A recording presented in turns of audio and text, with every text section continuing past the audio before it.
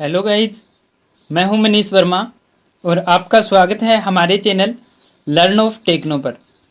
Dear friend, आज ही हमारा theory का सेशन रहेगा जिसमें हम माइक्रोमीटर के बारे में पढ़ने वाले हैं। माइक्रोमीटर का प्रिंसिपल क्या होता है, उसके फीचर्स क्या हैं, पार्ट्स के बारे में, उनका यूज़ कहाँ पर होता है, उसका केयर एंड मेंटेनेंस, किस किस टाइप के हमारे माइक्रोमीटर रहते हैं, कौन से माइक्रोमीटर होते हैं, पुराना माइक्रोमीटर कैसा था, सब आज है इस वीडियो में हम क्या उसकी पूरी डिटेल के बारे में जानकारी देने वाले हैं।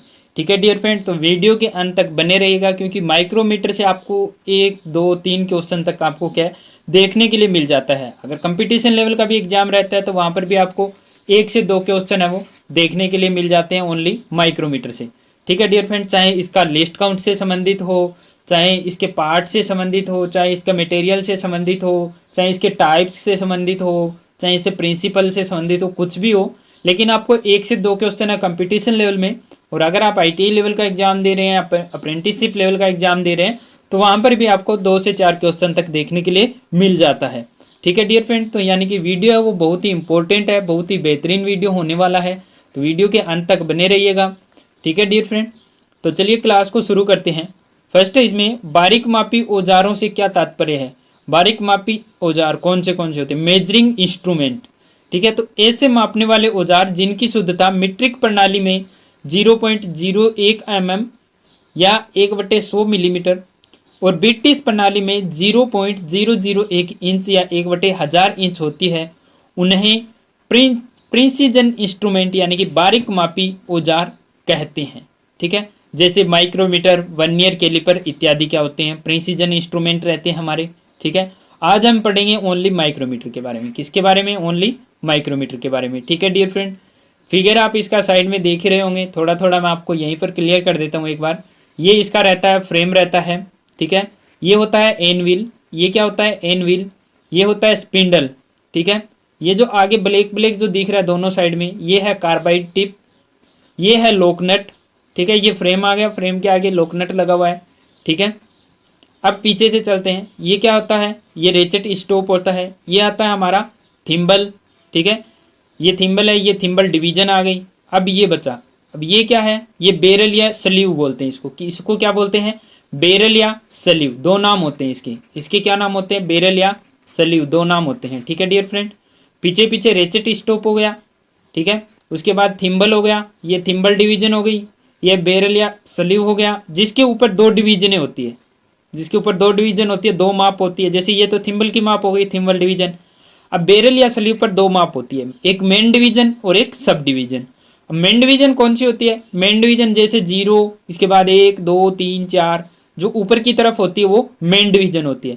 और इन मेन डिवीजन को क्या किया जाता है? आधा आधा बराबर भागों में बांटा हुआ होता है। जो नीचे लाइनें होती है ये होती है सब डिवीजन। ठीक है, यानी कि माइक्रोमीटर में अगर नॉर्मल हम माइक्रोमीटर देखते हैं तो उसके ऊपर 3 माप आपको मिलती है, मेन डिवीजन, सब डिवीजन और थिम्बल डिवीजन। कौन सी? मेन डिवीजन, सब डिवीजन और थिम्बल डिवीजन। ये 3 माप आपको याद रखनी है कि नॉर्मल माइक्रोमीटर में कितनी माप होती है। तो मेन डिवीजन, सब डिवीजन और थिम्बल डिवीजन। ठीक है, अब इसके द्वारा हम कितने मिलीमीटर तक माप ले सकते हैं? तो इस माइक्रोमीटर के द्वारा हम 0.01 mm तक की माप वो ले सकते हैं। 0.01 mm तक की माप वो इस माइक्रोमीटर के द्वारा ले सकते हैं। ठीक है, एक और माइक्रोमीटर होता है जिसको वर्नियर माइक्रोमीटर बोला जाता है। क्या बोलते हैं? Vernier micrometer. और वर्नियर माइक्रोमीटर में क्या होता है? बेरल या स्लीव के ऊपर क्या होती है? वर्नियर स्केल भी कटी होती है। ऐसे वर्नियर स्केल कटी हुई होती है। ठीक है, जैसे आगे फिगर आएगा तो उसमें आपको पता चल जाएगा कि वर्नियर जो माइक्रोमीटर होता है, वर्नियर माइक्रोमीटर का जो लिस्ट काउंट होता है, वर्नियर माइक्रोमीटर का लिस्ट काउंट होता है 0.001 mm।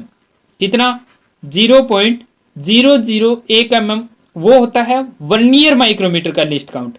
लेकिन साधारण माइक्रोमीटर का लिस्ट काउंट अगर पूछ लिया जाता है तो क्या होता है? उसका 0.01 mm होती है। ठीक है, अब वर्नियर माइक्रोमीटर में कितनी माप होती है? तो उसमें होती है मेन डिवीजन, फिर सब डिवीजन, फिर थिम्बल डिवीजन और उसके बाद वर्नियर डिवीजन। उसके अंदर कितनी होती है? 4 टाइप की माप होती है। ठीक है, main division, sub division, thimble division और वर्नियर डिवीजन। उसमें क्या ऐड हो गया? वर्नियर डिवीजन, ये अलग से ऐड हो गई उसमें। ठीक है, और नॉर्मल माइक्रोमीटर में कौन सी होती है, मेन डिवीजन, सब डिवीजन और थिम्बल डिवीजन, 3 ही माप होती है, जिसके द्वारा हम क्या है 0.01 mm तक की शुद्धता में क्या है माप ले सकते हैं। ठीक है, इतना आपको क्लियर हो गया। ये थी इसकी बेसिक जानकारी। आगे और हम पढ़ते चलेंगे, यानी कि वीडियो बहुत ही बेहतरीन होने वाला है डियर फ्रेंड। आप वीडियो को कनेक्ट होकर वॉच करेंगे, यकीन मानिए आप एक बार दिल से कनेक्ट होकर देख लीजिए, आपको माइक्रोमीटर से संबंधित कोई भी डाउट है वो नहीं रहने वाला है। ठीक है, उसके बावजूद अगर आपको कुछ समझ नहीं आ रहा है, आप 2 बार देखिए वीडियो को, 4 बार देखिए, फिर भी समझ नहीं आ रहा है, आप मुझे पर्सनली कॉन्टेक्ट कर सकते हैं। ठीक है, डिस्क्रिप्शन में हमारे कॉन्टेक्ट नंबर है, टेलीग्राम या इंस्टा आप ज्वाइन कर सकते हैं, उनके लिंक आपको दिए हुए हैं। कमेंट बॉक्स में आप कमेंट छोड़ सकते हैं, जो भी चीज़ आपको समझ नहीं आती है, डाउट रहता है, आपका ऑन कॉल सॉल्यूशन कर दिया जाएगा। ठीक है डियर फ्रेंड, चलिए आगे देख लेते हैं क्या दिया हुआ है इसमें। आगे इसमें दिया हुआ है माइक्रोमीटर क्या है, इसका संक्षिप्त वर्णन लिखो। अब माइक्रोमीटर क्या है इसकी पूरी डिटेल इसमें देख लेते हैं। तो माइक्रोमीटर एक बारीक मापी औजार है, प्रिसीजन इंस्ट्रूमेंट है। यह ब्रिटिश प्रणाली में 0.001 इंच और मीट्रिक प्रणाली में 0.01 mm की शुद्धता में माप देता है। आजकल जो चल रही है इंडिया में वो MKS प्रणाली चल रही है, और बहुत से देशों में भी MKS प्रणाली चल रही है, जिसमें क्या होती है रीडिंग हमें कौन सी ज़्यादा याद रखनी होती है, पूछी जाती है मिलीमीटर वाली मीट्रिक प्रणाली की। ठीक है, तो जो भी हमारे इंस्ट्रूमेंट है उसकी मीट्रिक प्रणाली की रीडिंग आपको 100% याद रहनी चाहिए।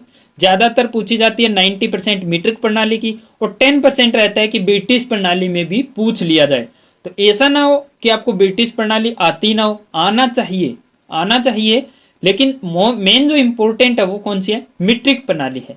ठीक है डियर फ्रेंड, आगे चलते हैं। इसमें क्या दिया, इसका आविष्कार जीन पाल्मर ने सन 1848 में किया था, जो फ्रांस के नागरिक थे।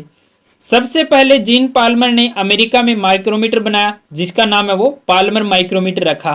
ठीक है, लेकिन फिर इसमें सन 1877 व 1885 में सुधार हुआ। वह चित्र 1B के आधार पर मॉडल विकसित हुआ, नीचे इनके फिगर दिए हुए हैं। इसके बाद आजकल का आधुनिक माइक्रोमीटर बन गया, जो अब चल रहा है। इसका प्रयोग बारीक माप मापने के लिए किया जाता है। इसी प्रकार अंदर का माप लेने के लिए इनसाइड माइक्रोमीटर, गहराई के लिए डेप्थ माइक्रोमीटर आदि बनाए गए। ये सभी एक ही सिद्धांत नट और बोल्ट के आधार पर कार्य करते हैं तथा दोनों प्रणालियों में मिलते हैं। दोनों प्रणालियां कौन सी, मीट्रिक और ब्रिटिश प्रणाली, दोनों प्रणालियों में मिलता है। ठीक है, अब नट और बोल्ट के सिद्धांत पर कार्य करता है, तो ये भी नीचे फिगर दिया हुआ है, वहां पर क्या हम क्लियर इसको समझ लेते हैं। ठीक है, चलिए आगे देख लेते हैं। इसमें फिगर दिया हुआ है, यहाँ पर हमें क्लियर समझ में आ जाएगा। अभी यहाँ देख लेते हैं। ठीक है, एक जो माइक्रोमीटर आ गया था, जो आधुनिक माइक्रोमीटर है, ये हमने पीछे अभी बताया था, जिसके ऊपर मैंने इनके पार्ट्स के नाम बताए थे, वो क्या आधुनिक माइक्रोमीटर है। अब सबसे पहले जो पाल्मर माइक्रोमीटर आया था वो ऐसा माइक्रोमीटर था, जीन पाल्मर ने बनाया था 1848 में। ठीक है, 1877 से 1885 पे उस पर शोध चला, उसके बाद में इम्प्रूव करके ये माइक्रोमीटर बना। ठीक है, और उसके बाद में आधुनिक माइक्रोमीटर आया, यानी कि उसमें और इम्प्रूवमेंट किए गए। ठीक है, और उसको शुद्धता में बनाया गया, और जो आधुनिक माइक्रोमीटर जो अभी चल रहे हैं। तो सबसे पहले पाल्मर माइक्रोमीटर था वो ये माइक्रोमीटर था, उसके बाद मॉडिफाई किया वो ये माइक्रोमीटर था। ठीक है, अब यहाँ पर एक बात आई थी, अभी जस्ट क्या हुआ था कि नट और बोल्ट के सिद्धांत पर कार्य करता है। माइक्रोमीटर किसके सिद्धांत पर कार्य करता है, नट और बोल्ट के सिद्धांत पर कार्य करता है। तो वही इसमें क्लियर करने की कोशिश करेंगे। ये फिगर देखिए आप, इस फिगर में क्या दिया हुआ है, ये नट है, ये नट दिया हुआ है, ये बोल्ट है हमारा, ये बोल्ट है इसमें, यहाँ पर ये थिम्बल है, यानी कि इस पर नर्लिंग वगैरह कटी हुई। ये क्या माइक्रोमीटर का एक फ्रेम है, यही तो है। ये इसमें क्या है, ये देखिए यहाँ पर ये क्या है, ये बोल्ट है, यहाँ पर क्या लगा हुआ है, नट लगा हुआ है। ठीक है, तो वही सेम है। अभी आधुनिक माइक्रोमीटर आया, उसके अंदर यहाँ नट लगा हुआ होता है। ठीक है, अंदर। और ये जो होती है, ये जो इसको क्या बोलते हैं हम, स्पिंडल बोलते हैं। ये क्या होता है, ये बिल्कुल यहाँ फिनिश रहता है, इसके ऊपर चूड़ियाँ नहीं कटी होती है, अंदरूनी भाग पर चूड़ियाँ कटी होती है, वहीं से क्या वो एडजस्ट हो जाता है, आगे पीछे स्लाइड करता रहता है। 25 मिलीमीटर तक खुल सकता है, 25 मिलीमीटर अंदर बाहर हो सकता है। ठीक है, तो अब क्या ये कोई फ्रेम बनाया, यहाँ पे नट लगा दिया, एक यहाँ पे क्या किया, एक नट लगाया, उसके अंदर क्या बोल्ट फिट कर दिया। अब बोल्ट को जैसे जैसे हम घुमाएंगे तो वो इधर चलता आएगा, अगर उल्टा घुमाएंगे तो वापिस बाहर निकलेगा। तो उसी के सिद्धांत पे तो यह कार्य कर रहा है। अब डिपेंड किस पर करता है, डिपेंड किस पर करता है? चूड़ी की पिच पर। अब चूड़ी की पिच अगर 1 mm की है तो एक राउंड घुमाने पर कितना आगे बढ़ेगा? 1 mm। अगर चूड़ी की पिच 5 mm की है तो एक राउंड घुमाने पर 5 mm आगे बढ़ेगा हमारा। ठीक है, तो ये नट और बोल्ट के सिद्धांत पर कार्य करता है। नट और बोल्ट पर चूड़ियां कटी होती है, वो पिच के अनुसार कटी होती है, तो ये जितनी पिच रहेगी उसी के अकॉर्डिंग ये क्या आगे या पीछे स्लाइड करता है। ठीक है, यही दिया हुआ है, इसमें ज्यादा कुछ नहीं है। नट और बोल्ट के सिद्धांत पर कार्य करता है, दोनों प्रणालियों में मिलता है, मीट्रिक और ब्रिटिश प्रणाली में। अब यहाँ पर थोड़ा सा और रह गया है, उसको देख लेते हैं। माइक्रोमीटर का सिद्धांत। माइक्रोमीटर का सिद्धांत इसमें दिया हुआ है, तो इसको हम थोड़ा सा गहराई से समझने की कोशिश करेंगे। माइक्रोमीटर का सिद्धांत, प्रिंसिपल क्या है माइक्रोमीटर का? तो माइक्रोमीटर नट और बोल्ट के या लीड और पिच के सिद्धांत पर कार्य करता है। जैसे अभी मैंने जस्ट नीचे आपको क्लियर किया था, नट और बोल्ट के या फिर लीड और पिच के अनुसार क्या कार्य करता है। यदि नट को स्थिर रखकर बोल्ट को एक चक्कर आगे घुमाया जाए तो वह अपनी पिच के बराबर आगे बढ़ता है। जस्ट यही मैंने आपको बताया था कि अगर हमारा क्या नट को हमने स्थिर रख लिया और बोल्ट को एक राउंड घुमाया, एक चक्कर पूरा घुमाएंगे तो वो अपनी पिच के बराबर आगे बढ़ेगा। यानी कि 1 mm की पिच कटी हुई है। अब पिच कौन सी? 1 mm पिच की चूड़ियां कटी हुई है उसके ऊपर, उसकी बात की जा रही है। 1 mm पिच की चूड़ियां कटी हुई है। अब 1 mm पिच क्या होती है? तो पिच होती है जैसे कि ये हमारी क्या कटी हुई है, ये चूड़ियां कटी हुई है। ठीक है, ये क्या कटी हुई है? चूड़ियां कटी हुई है। तो इसके और इसके बीच की दूरी, इसके और इसके बीच की दूरी कितनी है? 1 mm है। दोनों के बीच की दूरी कितनी है? 1 mm। कितनी है? 1 mm है। ठीक है, इसके और इसके बीच की दूरी कितनी है? 1 mm है। तो एक पूरा राउंड घुमाने पर हमारा बोल्ट कितना आगे खिसकेगा? 1 mm आगे खिसकेगा। ठीक है, और ये क्या होती है? ये दोनों के बीच की दूरी, ये क्या है? ये है हमारी पिच। ठीक है, जो हम स्क्रू थ्रेड फास्टनर में पढ़ेंगे, स्क्रू थ्रेड में आएगी ये सारी चीजें, तो वहां पर आपको क्लियर हो जाएगा कि इसको पिच कैसे बोलते हैं, कहां से इसका माप लिया जाता है। ठीक है, तो ये चूड़ी के एक किनारे से दूसरी चूड़ी के उसी किनारे तक की बीच की दूरी होती है। ठीक है, यहां से यहां तक के बीच की दूरी होती है, वो चूड़ी की पिच होती है। अगर ये पिच 5 mm की है तो हम बोल्ट या नट को स्थिर रखकर बोल्ट को एक पूरा राउंड घुमाएंगे, तो अगर पिच 1 mm की है तो 1 mm आगे खिसकेगा बोल्ट। अगर पिच 5 mm की है तो हमारा बोल्ट है वो 5 mm आगे खिसकेगा। ठीक है डियर फ्रेंड, यही इसमें बोला गया कि पिच के बराबर आगे बढ़ता है। ठीक है, क्योंकि सिंगल स्टार्ट थ्रेड में लीड और पिच बराबर होती है। सिंगल स्टार्ट थ्रेड में क्या होती है? लीड और पिच बराबर होती है, जबकि डबल स्टार्ट में दुगनी और ट्रिपल स्टार्ट में 3 गुनी, लेकिन माइक्रोमीटर में सिंगल स्टार्ट थ्रेड होती है। तो आपको क्या है, डबल और ट्रिपल स्टार्ट को याद नहीं रखना है, इसको भूल जाना है। इसको क्या करना है? भूल जाना है। ये कहां पर काम आएगा हमारे? ये काम आएगा हमारे स्क्रू थ्रेड में। इस लाइन को क्या कर देना है? भूल जाना है। ठीक है, यहां पर अभी काम नहीं आएगा, ये कंफ्यूज हो जाओगे। ठीक है डियर फ्रेंड, इसलिए क्या है, इसको भूल जाना है। ठीक है, अब क्या बोला है? सिंगल स्टार्ट थ्रेड में लीड और पिच बराबर होती है, माइक्रोमीटर में सिंगल स्टार्ट थ्रेड कटी होती है। अतः जब स्पिंडल को एक चक्कर में घुमाया जाता है, जब स्पिंडल को एक चक्कर में घुमाया जाता है, यानी कि बोल्ट को एक चक्कर में घुमाया जाता है, तो वह पिच के बराबर आगे या पीछे चलता है। तो अपनी पिच के बराबर क्या होगा? अगर 5 mm की पिच है तो 5 mm आगे या पीछे जाएगा। अगर 1 mm की पिच है तो 1 mm आगे या पीछे जाएगा बोल्ट को एक पूरा चक्कर घुमाने पर। ठीक है, अब इसमें क्या दिया आगे? मीट्रिक माइक्रोमीटर के स्पिंडल के बाहर और स्लीव के अंदर 25 मिलीमीटर की दूरी में 0.5 मिलीमीटर के पिच के हिसाब से चूड़ी कटी होती है। क्या बोला इसने? माइक्रोमीटर के स्पिंडल के बाहर और स्लीव के अंदर, बेरल या स्लीव जो मैंने बताया था, स्लीव के अंदर 25 मिलीमीटर की दूरी में 0.5 मिलीमीटर पिच के हिसाब से चूड़ी कटी होती है। 0.5 mm की चूड़ी कटी होती है। ठीक है, और कितने मिलीमीटर दूरी में? 25 mm दूरी में। तो टोटल चूड़ियां कितनी कट गई? 50 चूड़ियां कट गई हमारी। टोटल कितनी चूड़ियां कट गई? 50 चूड़ियां।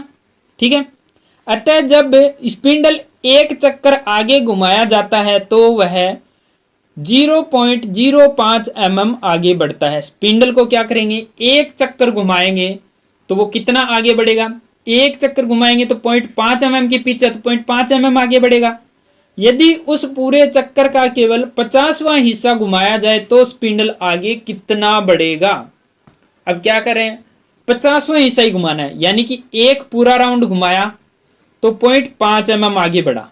ठीक है, अब इसका क्या करना है, 50वां हिस्सा ही घुमाना है। कौन सा हिस्सा घुमाना है, 50वां। ठीक है, कौन सा हिस्सा घुमाना है हमें, 50वां हिस्सा घुमाना है। ठीक है, अब 50वां हिस्सा घुमाना है तो इसमें क्या करेंगे, भाग दे देंगे। इसमें क्या कर देंगे, भाग दे देंगे 50 का, कितना आएगा 0.01, 0.01 आएगा।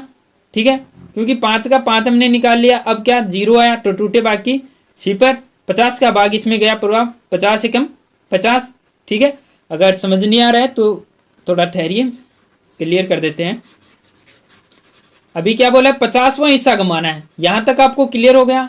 क्या बोला इसने कि 25 मिलीमीटर की दूरी में 0.5 mm की पिच के हिसाब से चूड़ियां कटी है। अब 25 मिलीमीटर की दूरी है, ठीक है, 25 मिलीमीटर की दूरी है और उसमें कितनी चूड़ियां कटी है, 0.5 mm की पिच की। 25 mm में 0.5 mm के पिच की चूड़ियां कटी है, यानी कि 1 mm में कितनी चूड़ियां कटी है, 2 चूड़ी। 1 mm में 2 चूड़ी होगी, 0.5 और 0.5 कितना हो गया, 1 mm पूरा हो गया। 1 mm में कितनी कटी है, 2 चूड़ी कटी है, तो 25 mm में 25 दूनी 50 चूड़ियां कट गई। ठीक है, यहां तक आपको क्लियर हो गया, कितनी चूड़ियां कट गई, 50 चूड़ियां कट गई, यहां तक क्लियर हुआ। अब उसके बाद क्या बोला है, जब स्पिंडल एक चक्कर आगे घुमाया जाता है तो वह 0.05 mm आगे बढ़ता है, क्योंकि 0.5 mm की पिच की चूड़ियां कटी है।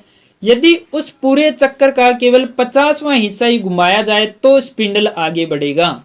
अब एक चक्कर जो पूरा घूमना था उसका कौन सा हिस्सा घुमाना, हमें 50वां हिस्सा, यानी कि उसको क्या 50 बराबर भागों में हमने डिवाइड कर लिया, 5, 10, 15, 20 ऐसे करके 45 और 0 50 बार। ठीक है, तो इसको क्या किया, एक राउंड को क्या कर लिया, 50 भागों में हमने डिवाइड कर लिया। अब इसका कौन सा हिस्सा घुमाना है, 50वां हिस्सा घुमाना है, 50वां हिस्सा घुमाना है, यानी कि 0 से 1 तक ही घुमाना है, इतना से ही हमने घुमाया।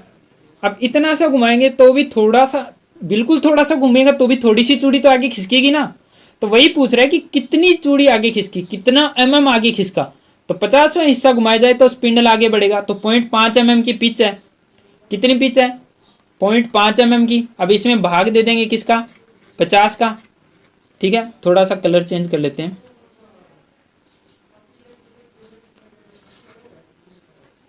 अभी क्या है, 0.5 mm की पिच है, इसमें भाग दे देते हैं 50 का, क्योंकि 50वां हिस्सा ही तो निकालना हमने। तो क्या किया, अब इसका भाग देंगे। ठीक है, तो यहां पर क्या पॉइंट है हमारा, 50 का भाग दिया, पॉइंट सबसे पहले लग गया। 5 में अब भाग नहीं जा रहा, तो क्या करेंगे, 1 0 ऐड करेंगे, 1 0 यहाँ ऐड करेंगे तो 1 0 यहाँ भी ऐड होगी। अब क्या 50 का पूरा 50 में भाग जा रहे हैं, 50 1 50, तो ये कितना आ गया 0.01 mm। तो कितना आगे बढ़ेगा, 0.5 mm का 50वां हिस्सा कितना है, 0.01 mm। तो ये क्या बोल रहा है कि यदि उस पूरे चक्कर का केवल 50वां हिस्सा घुमाया जाए तो स्पिंडल आगे बढ़ेगा। वही इसने पूछा तो कितना बढ़ेगा, 0.01 mm क्या है, आगे बढ़ेगा। ठीक है, आगे इसमें देख लेते हैं, आगे इसमें देख लेते हैं, एग्जाम्पल में दिया होगा, सोल्व करके दिखाया गया भी होगा। चलिए यहां पर क्या दिखाया हुआ है, ठीक है, यहां पर क्या हुआ है, दिखाया हुआ है, चलिए इसको देख लेते हैं। इसमें क्या बोला गया है, 1/2 भाग 50, वही तो है। अब 0.5 mm है, 0.5 mm, उसको अगर मैं 1/2 लिख दूं तो, उसको 1/2 mm लिख दूं तो कोई अंतर है, 0.5 mm को अगर मैं 1/2 mm लिखता हूं तो कोई अंतर है, नहीं है। तो इसने क्या किया, क्वेश्चन को क्या सरल करने के लिए इसने क्या किया, 1/2 में बदल लिया और बटे में कितना लगा दिया, 50, 50 का भाग देना है। अब इस 50 को क्या करेंगे, अगर इसके गुणा में, ये जैसे इसके भाग में है, अगर इसके गुणा में लेकर जाएंगे तो क्या हो जाएगा, 1/2 गुणा 50, 1/50 सॉरी। अब इसका क्या करा हमने, लघुत्तम ले लिया, लघुत्तम कितना आया, 100 लघुत्तम आया। ठीक है, 50 दूनी 100, 50 सॉरी ऐसे नहीं होगा। अब क्या करेंगे, इसका गुणा कर देंगे हम। जैसे ये 50 आ गया, यहाँ पे गुणा भाग में था। जैसे मान लो, सॉरी ये थोड़ा गलत हो गया। अभी देखिए ये क्या था, 1/2 के नीचे 50 था, ठीक है। तो अगर मैं इसके नीचे एक और लगा दूं तो, अगर मैं इसके नीचे एक और लगा दूं तो ये पूरी रकम बन जाएगी। अब क्या भाग वाले को हम ऊपर लेकर जाते हैं तो कैसा होगा, 1/2 गुणा 1/50 होगा। 1/2 गुणा 1/50 हो जाएगा, क्योंकि 1/2 भाग 50/1 है। तो इसको क्या किया, गुणा किया, तो क्या हो गया 1/2 गुणा 1/50। अब इसको क्या कर देंगे, गुणा कर देंगे, ठीक है। तो 1 को गुणा करा 1 से 1 और 50 को 2 से करा 100। अब 100 का 1 में भाग देंगे तो 0.01 mm वही निकल कर आया। तो इतना ज़्यादा लंबा जाने की आवश्यकता नहीं है। हमें क्या करना है, इतना ज़्यादा लंबा जाने की आवश्यकता नहीं है। हमें पिच कितनी दी हुई है, 0.5 mm की पिच दी हुई है। कितने भागों में डिवाइड करना है, 50वें भाग का मान पूछा है तो 50 का हम भाग दे देंगे डायरेक्टली। 50 का अगर हम भाग देंगे इसमें 0.5 में तो हमारा आंसर निकल कर आ जाएगा कि नहीं। अब क्या किया, 50 का भाग दिया, पॉइंट लग गया, पॉइंट का पॉइंट आ गया, ठीक है। 5 में 50 का भाग जा नहीं रहा है तो क्या किया, एक जीरो लगाई टूटे भाग की, तो 50 हो गया। यहाँ पर 50 1 50 mm आ गया। तो यहाँ पर क्या हमारा बहुत ही आसानी से जल्दी सोल्व हो रहा है। इतना बड़ा करने की आवश्यकता नहीं है, इतना लंबा तक करने की आवश्यकता नहीं है। जितनी हमें पिच दी हुई है उसमें और जितने भागों में डिवाइड करना है, जितने भाग का मान पूछा है उसी में क्या कर देंगे, 50 का भाग दे दिया। जैसे कि 0.5 mm की पिच थी, 50वां भाग का मान पूछा था कि 50वां हिस्सा घुमाएंगे तो कितना खुलेगा, भाग दिया, कितना आया 0.01 mm खुलेगा। यही क्या हमारा माइक्रोमीटर का लिस्ट काउंट है। क्या है, इसके थिम्बल के बेवल एज को 50 बराबर भागों में बांटा होता है, थिम्बल का बेवल एज। अब थिम्बल का बेवल एज कौन सा होता है, जो ये भाग दिख रहे हैं, थिम्बल डिवीजन। कौन सी, थिम्बल डिवीजन। थिम्बल डिवीजन मैंने आपको क्लियर किया था कौन सी होती है, ये थिम्बल डिवीजन है। कौन सी थिम्बल डिवीजन है, ये वाली थिम्बल डिवीजन है।